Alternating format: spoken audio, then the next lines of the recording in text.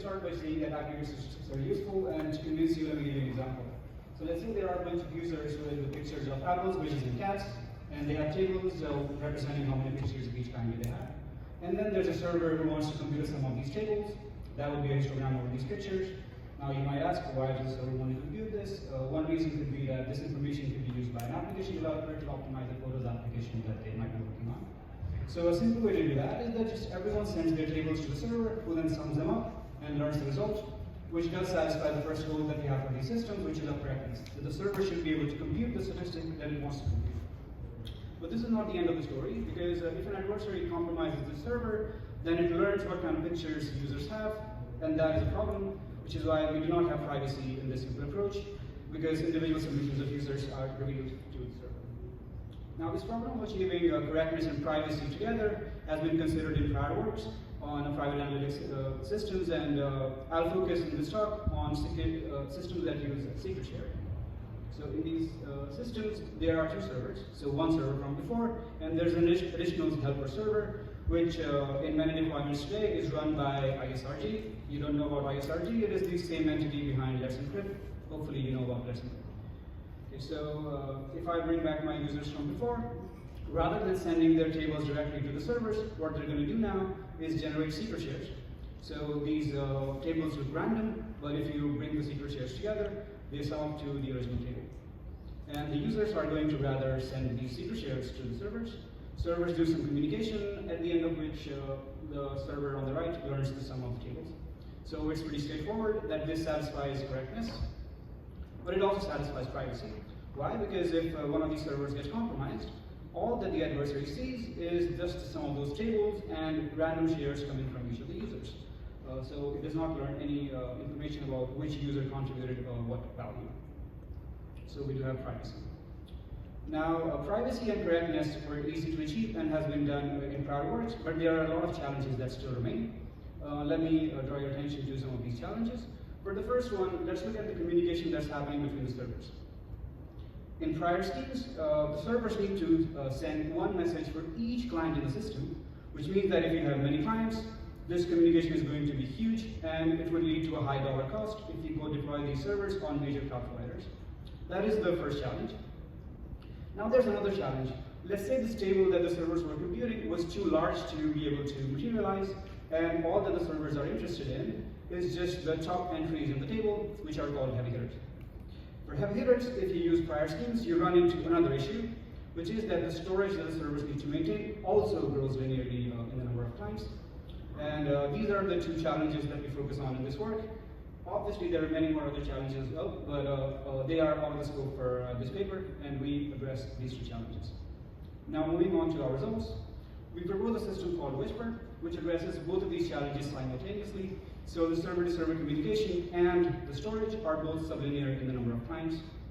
To be more concrete, let's say there are n clients in the system. They are divided into D batches, and let's say each batch has D malicious clients. If we focus on just the server-to-server communication for both basic stats and heavy hitters, the story is the same. With prior work, this communication grows linearly in the number of clients. What we achieve is sublinear growth as long as you set your batch size appropriately. And what's more interesting here is that if you set your batch size to be equal to n, then one can show that the server-to-server communication we achieve is optimal, meaning that it asymptotically matches the information load bound for the communication between the servers, and you cannot hope to do better than this. That was the first challenge in our result. There's a minor caveat here that to achieve this result, we have to increase client communication slightly, and I'll come back to it in the evaluation slide later. Now, moving on to the second challenge, which was storage for heavy hitters. With prior work, it again grows linearly in the number of clients, and what we achieve is growth with just the batch size. Again, there's a minor caveat, which is that to achieve this result, we have to allow for some error in the heavy hitter computation, although what we show in our work is that this tends to be pretty low for practice, and you can refer to the paper for details, but this talk will only focus on basic stats. Okay, so let's go back to the first challenge, which was the server-to-server communication. What happens in these schemes is that each client sends these secret shares of the tables to the servers, but there can be malicious clients which can send malformed stuff to the server. So we want each client to prove that their input is well formed. which means that each client has to generate these zero-knowledge proofs on secret shares to prove that their input is good and it will not corrupt the server's computation. These proofs are information theoretic and very fast, so the clients just send these proofs to the servers. Servers do some communication to verify the proofs. Now this all looks pretty standard. Now what's the problem here? The problem is that the servers need to communicate for each client in the system, so each proof requires a separate message to be sent. And that is the problem. That is where the linear scaling of the server-server communication in the number of clients comes from. How do we solve this problem? We solve this problem by proposing new zero-knowledge proofs on secret shares. With these proofs, the setup is the same as before, but instead, if you use our proofs, which are slightly bigger in size than prior proofs, then you get batch proof verification, which means that our server can batch verify as many proofs as it wants, and each server just sends 128 bits of information to the other server. And that is why we call them silently verifiable proofs, because the servers are pretty much silent in this scheme.